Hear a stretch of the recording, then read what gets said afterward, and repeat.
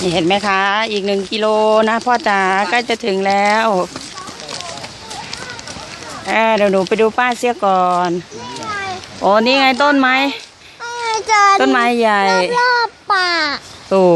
แล้วก็มาว่ายน้ำโอ้พอถึงจุดแล้วก็ไปว่ายน้ำได้อ๋อเหรอคะใช่อีก1 กิโลนะคะ2 กิโลได้ครึ่งทางแล้วครับพ่อจ๋าได้ครึ่งทางแล้วเดี๋ยวอีกต่อไปพักเบรกก่อนขึ้นมาต่อกันนะดอกไม้สวยมากน้ำมะขามบอกดอกไม้สวยมากค่ะพ่อจ๋าดอกอะไรก็ไม่รู้ไปตามหลวงอ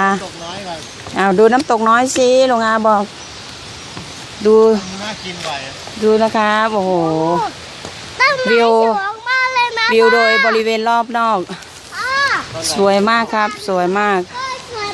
อากาศแช่มชื้นพ่อพ่อตัวตาให้ติอันนี้ก็เรียกว่า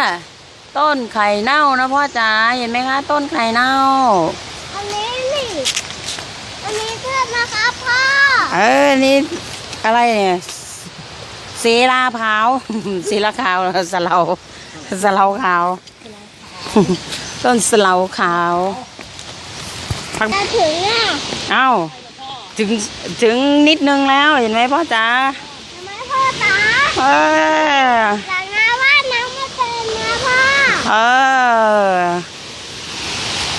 สายใยแห่งชีวิตสายใยแห่งชีวิตไลฟ์ไซเคิลเอาถ่ายรูปหน่อย1 2 3เดี๋ยวนะครับเดี๋ยวนะ